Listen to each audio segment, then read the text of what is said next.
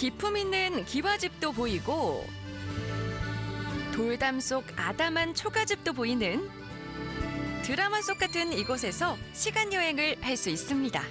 살아있는 박물관이거든요. 집집마다 다 사람이 살고 계셔요. 시간 여행에 어울리는 먹거리도 있습니다. 저잣거리에선 특별한 파전도 맛볼 수 있는데요. 어제는 비 오고 오늘은 눈 오고 파전 생각나서 술 한잔 먹으러 왔습니다. 옛 선조들이 의식주 생활에 사용했던 지프로 다양한 공예품도 만들어 봅니다. 둘, 셋. 아, 의지해야 돼. 500년 역사를 품은 도시 충남 아산으로 떠나봅니다.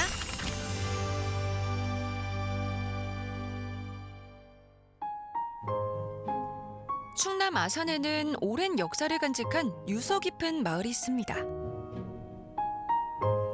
조선시대 후기 중부지방의 향촌의 모습을 그대로 유지하고 있는 곳.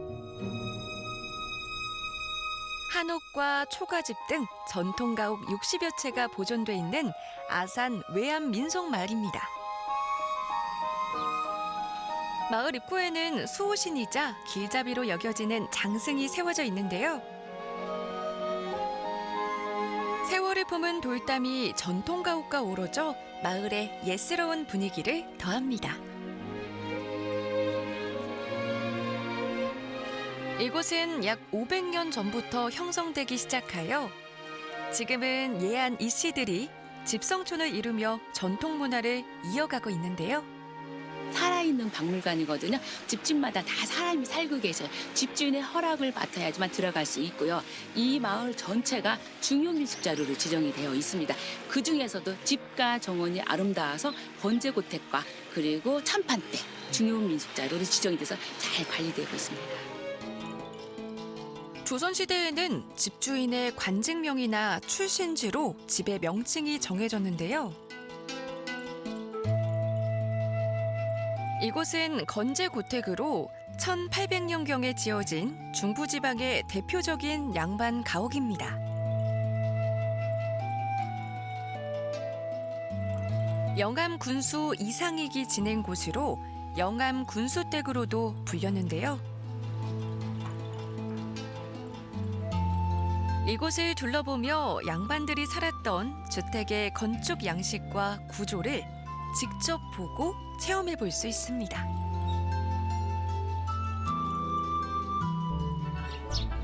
고택을 나와 걷다 보면 조선시대 사용했던 디딜방아를 볼 수 있는데요. 그 시대의 생활관을 엿볼 수 있습니다. 디딜방아를 지나면 지프로 지붕을 엮어 만든 아담한 초가집이 나옵니다. 이곳은 진사댁으로 불리는데요. 실제 주민이 살고 있는 곳이기도 합니다.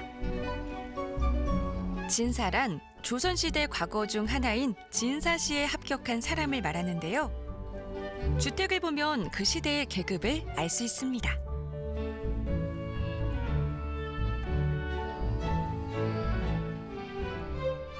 외암 마을에는 한옥에서 하룻밤을 묵을 수 있는 곳이 있는데요.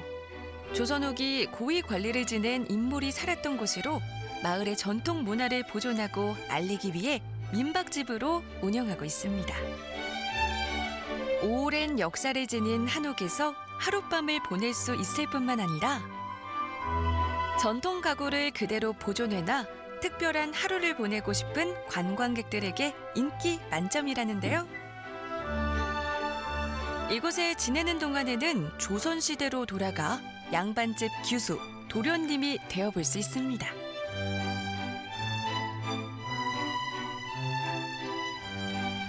마당에서는 아름다운 자연을 벗삼아 다과 시간도 가질 수 있는데요.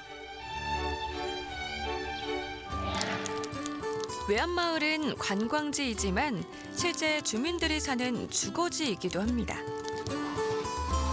주민들은 옛 선조들이 그랬듯이 마을 고유의 전통과 문화를 이어오고 있습니다. 하지만 한옥 생활로 인한 불편한 점도 있을 듯한데요. 불편한 점이 많이 있죠.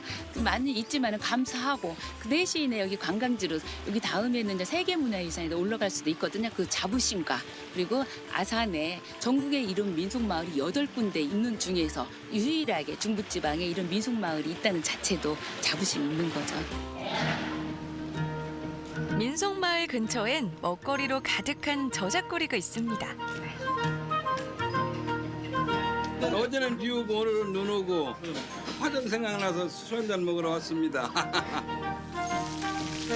이런 날씨엔 지글지글 파전이 제격이죠. 저작거리의 파전은 아산 대표 농산물을 활용해 더 이색적이고 특별한 음식으로 자리매김했는데요. 한복을 입고 파전을 굽는 모습에서 장인의 향기가 물씬 풍기는데요. 무려 3개의 불판에서 파전을 굽느라 분주한데요. 가게 내부에는 파전을 먹으러 온 손님들로 가득. 저는 한 입 가득 넣어야 풍성한 맛을 느낄 수 있죠. 한 번 먹으면 계속 먹게 되는 파전. 그 맛의 비결을 파헤쳐볼까요? 파전의 주재료인 쪽파가 아주 신선해 보입니다. 쪽파는 어디서 가지고 온 건가요? 도고에서 갖고 오는데요. 도고 쪽파가 맛있어서 우리는 도고 쪽파만 써요. 아산 대표 농산물인 도고 쪽파는 도고 저수지의 습윤한 바람과 큰 일교차로 향이 짙고 단단한 것이 특징입니다.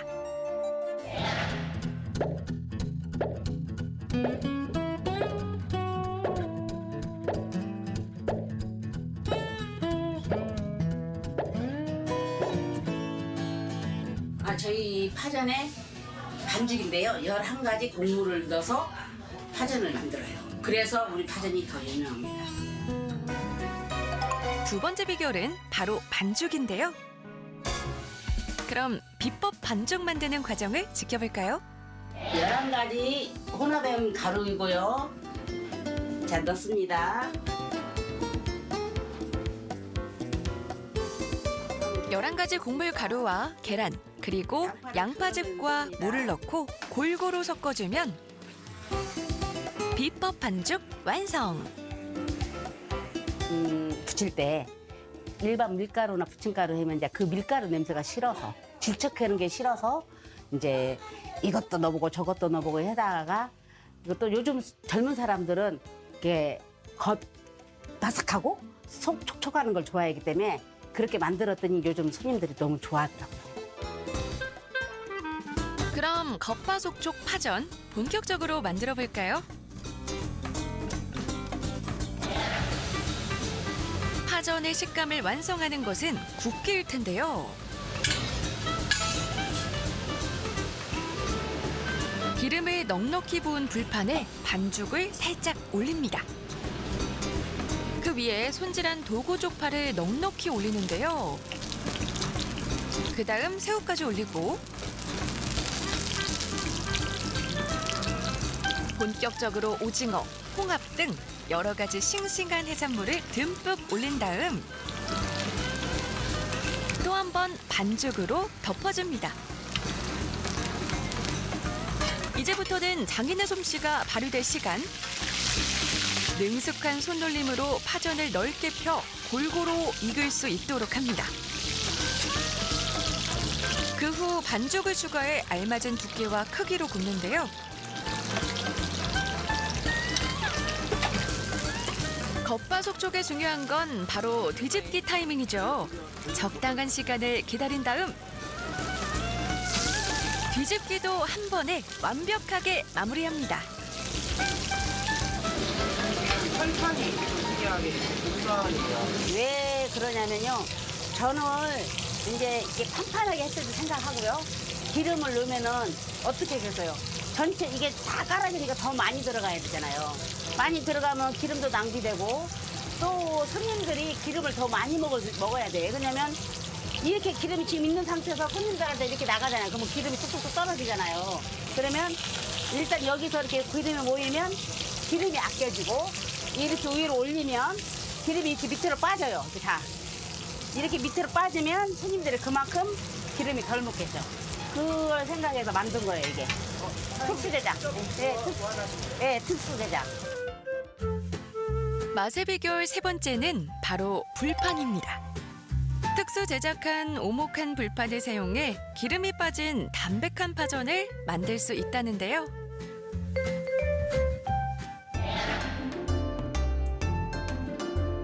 다 구워진 파전은 큼직한 무쇠칼로 먹기 좋은 크기로 잘라서 손님에게 나갑니다.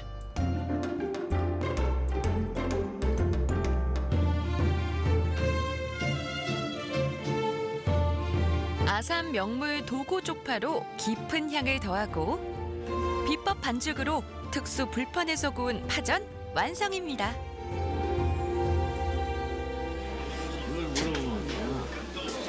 드디어 파전을 맛보는 손님, 과연 그 맛은 어떨까요? 아이 맛있다. 아이고, 맛이 어떠세요? 아 맛있습니다. 안녕하세요. 파전이 좀 두툼하면서 담백한 맛이 좋습니다. 파전이 촉촉하고요. 고소하고 또 기름기가 없어요. 너무 깔끔해요. 진짜 맛있습니다. 이렇게 와서 너무 맛있고 먹고 가요. 건강 잘 챙겼다가 오래오래 하세요. 또 오면 또 볼 수 있게 해주세요. 이런 손님들이 많잖아요. 그러면 그 손님을 위해서 더 내 건강을 잘 유지해서 내가 힘든 닿는 때까지 할 거예요. 그래서 또 그게 꿈이고요. 외암 민속마을에서는 짚을 이용해 다양한 공예품을 만들어 볼 수 있는데요. 짚은 단순한 수학의 부산모를 넘어 조선시대 당시 생활도구를 만드는 데 쓰였던 귀한 재료 중 하나입니다. 짚으로 만들 수 있는 건 정말 다양한데요. 자, 이번에는 이렇게 복조리를 한번 해보려고 그래요. 자, 복조리는 말 그대로 원래는 조리죠. 우리가 옛날에 쌀에서 돌 골라낼 때 하던 조리질, 그게 조리예요. 근데 앞에다 복복자를 붙여가지고서 복조리라고 해서 요즘은 선물용으로 해요. 이 쌀을 이를 때처럼 이걸 일어서 복을 많이 받을 수 있게 일어라 하는 그런 차원에서 복조리를 되게 연초에 1월 1일부터 정월 대보름까지 2월 사이에 이 복조리를 선물로 가장 지표공예 중에서 가장 많이 나누고 있어요. 오늘 짚으로 체험해볼 공예품은 설날 새벽 부엌에 많이 걸어놓았다고 하는 복조리인데요. 끝에는 이렇게 잘라내세요. 이 끝에. 선생님의 안내에 따라 짚을 하나씩 차근차근 엮어갑니다. 짚으로 어떻게 꼬고 역량에 따라 다양한 작품을 만들 수 있는데요. 점점 복조리의 형태로 갖춰져 갑니다. 해야지. 윗면까지 다듬어주면 복을 가져다주는 복조리 완성입니다. 손가락 하나, 검지 하나 좀. 천연 재료예요. 재료 자체가 요즘 하도 많은 공예 얘기를 하고 하기 때문에 친환경 재료들을 많이 찾아서 하거든요. 근데 이 자체는 전부 들에 있는 즙이나 풀, 그 속에서 이제 좀 마음도 치유가 되는 것 같고 직접 손으로 그거를 만지니까 또 이 볏짚에서 나는 그 냄새의 매력에 제가 조금 취했다고 할까요? 마을 자체가 외암 민속 마을이잖아요. 말 그대로 초가지붕이 그대로 있는 거주 지역이고 하다 보니까 마을 구경도 하시고 또 여기 오셔서 다양한 작품을 보시고 짚을 공예도 이렇게 좀 새로운 게 있구나 하는 오셔서 한번 체험을 하시면 거기서 좀 느끼시는 점이 있을 것 같아요. 그래서 꼭 한번 오셔서 체험을 좀 하시기 바라겠습니다. 한 땀 한 땀 전통을 이어나가는 외암 민속마을에서 특별한 추억을 쌓아보는 건 어떨까요?